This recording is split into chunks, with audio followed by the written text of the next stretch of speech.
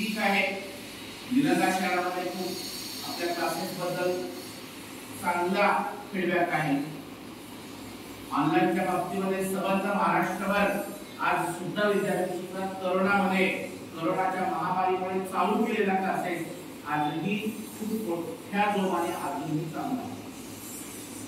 ज्या काळामध्ये गोरा घरचे सगळे विद्यार्थी घरी जॉईन होते त्यांनी त्यावेळेस क्लास केलेला आहे. लातूरमध्ये सुद्धा खूप साऱ्या विद्यार्थ्यांनी क्लास केले. आम्हाला असं वाटतं की बाबा आपण लातूरमध्ये एक आपली शाखा असावी ज्या उद्देशाने आपण सुरुवात केली. मला वाटतं की आम्ही सुरुवात केल्यानंतर आपल्याकडे एक विद्यार्थी होती शिंदे पाय माझ्यामध्ये एकटीला आम्ही 8 वर्ष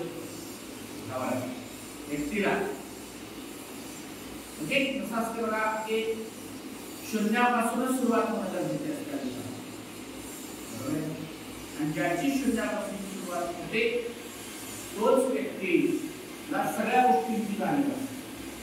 कुठेतरी मी यावं माझे श्री कोचिंग क्लासेस खूप मोठे आहेत. गेल्यामध्ये 330 विद्यार्थ्यांना आधी शिकवतो. तुम्ही बघता वर्गात 500 विद्यार्थ्यांचा वर्ग असतो 300-400 विद्यार्थ्यांच्या बॅचमध्ये शिकवतो.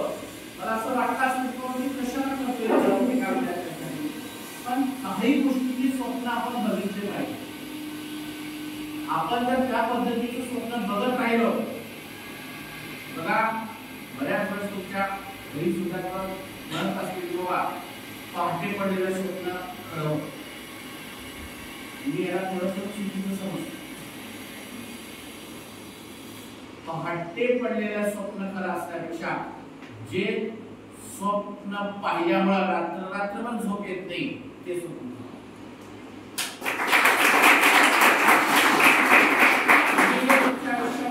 स्वप्न पाहणार आहात ते स्वप्न साकार करण्यासाठी तुमच्या दिवस रात्र तुमच्या डोक्यामध्ये आलं पाहिजे की बाबा मला हे करायचं आहे, मला हे साध्य करायचं आहे. काही अशक्य नाही गोष्टी सांगतो तुम्हाला. या जगामध्ये मेहनत एक असं मोठं असतं आपल्याजवळ, कष्ट हे असं मोठं असतं आपल्याजवळ, ज्याच्याजवळ हे असतं असेल तो व्यक्ती आयुष्यामध्ये कधीही अयशस्वी होणार नाही. काही असो की माझा अभ्यास कसा आहे मी कसं करू, बल्बचा शोध लावणारा थॉमसन जो आहे 99 प्रयोग केले, 99 प्रयोग अयशस्वी झाले. बरोबर आहे का? 100व्या प्रयोगात त्याला शोध लागला. जर त्याने म्हणलं असतं की बाबा माझे प्रयोग अयशस्वी झाले कसं करावं तर त्याच्या नावानं आज शोध लागला असता मी त्यांचा नाव घेतो.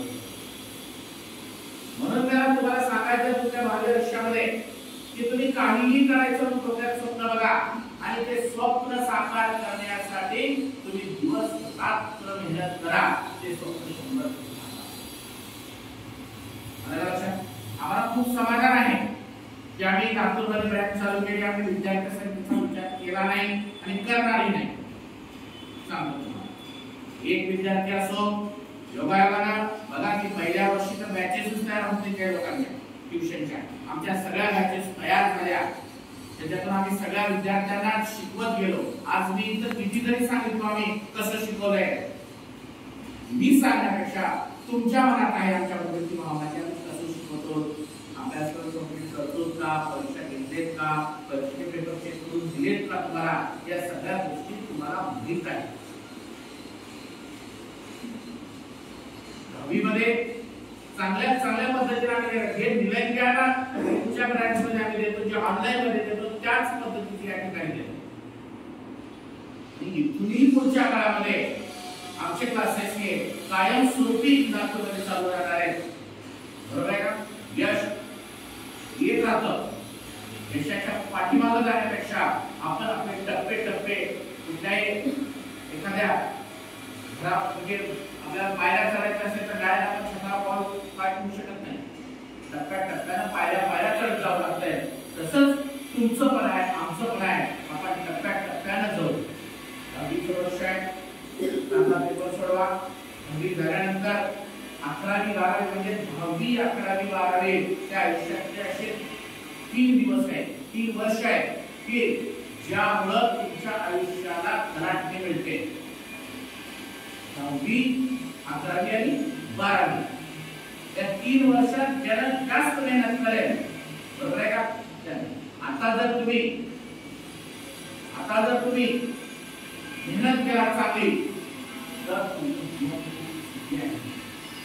तुम्हाला मी बरेचसे उदाहरण सांगतो. असं समजू नका की बरेच जणांना असं वाटतं की आमच्या घरची परिस्थिती नाही, आम्ही शिकू शकतो का नाही, आमच्या आई वडील काय नसते. आजकाल कुठलंही शिक्षण पैशावर राहत नाही. मुलींसाठी तर मला सांगायचं आहे, आता तुमचं उच्च शिक्षण म्हणजे 12वी नंतरचं शिक्षण सगळं फ्री झालं. तुम्हाला फीसच नाही. आता तुम्ही शिकावं मुलींनी आणि मग तुमचं भविष्य तुम्हाला उज्ज्वल बनवण्यासाठी मेहनत करावी लागेल. आणि मेहनत करायचं पुढलं आयुष्य सुखी जगता येईल. पुढच्या आयुष्यात सुखी करायचं विचार करा, आजचा विचार करू नका. तुम्ही तुमच्या शाळेमध्ये तयारी करून घेतली असेल चांगल्या पद्धतीनं. आम्ही क्लासेसच्या माध्यमातून ही मॅथमॅटिक्स गणित असेल, सर इंग्लिश असेल, स्वामी सर सायन्स असेल, आम्ही आमच्या पद्धतीने आम्ही देत आहोत पूर्णपणे.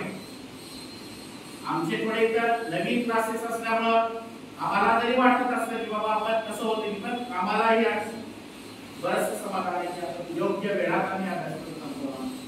परीक्षा घेता जेवढ्या निलंग्याच्या बॅचेसला परीक्षा घेतल्या, सेटच्या पेपर, सरावचे पेपर, तेवढे पेपर आम्ही तरी अशा हायगाई आम्ही तुमच्या बाबतीत केली नाही. आणि भविष्यात पुढच्या ज्या बॅचेस आहेत त्याच्याबद्दलही आम्हाला तुमची हायगाई करायची. उलट आता पहिल्या वर्षापेक्षा दुसऱ्या वर्षातून कसा चांगला करता येईल, तिसऱ्या वर्षातून कसा चांगला करता येईल यासाठी सतत पूर्ण आमची टीम प्रयत्नशील असते.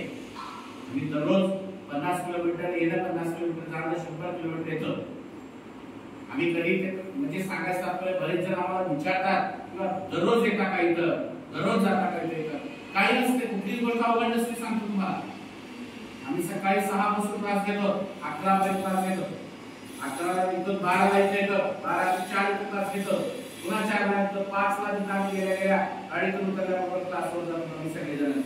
संध्याकाळी 8:30-9 पर्यंत आमचे क्लासेस चालतात. म्हणून मेहनत केल्याशिवाय यश मिळत नाही. मेहनत केल्याशिवाय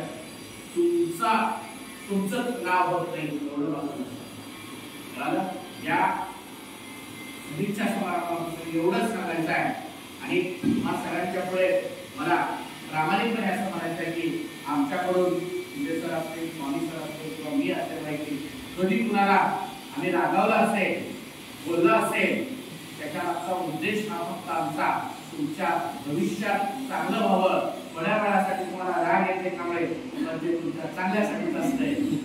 बरोबर आहे का? म्हणजे सांगायचं तात्पर्य कुणी रागवत असते, आपले आई वडील रागवतात, आई वडिलांना बोलत नाही का रागवले.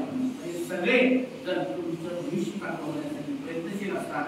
म्हणून मला आणखी एकदा सांगायचं आहे की तुमच्या आयुष्यामध्ये तुमच्या आई वडील मोठ्या ठिकाणी आहेत, खूप कष्ट करत आहेत, त्या कष्टातून तुम्हाला शिकवत आहेत. आणि त्याची जर तुम्हाला परतफेड करायची असेल तर कष्ट करा, मेहनत करा आणि आयुष्यामध्ये विशेष तुम्हाला तुमच्या आई वडिलांना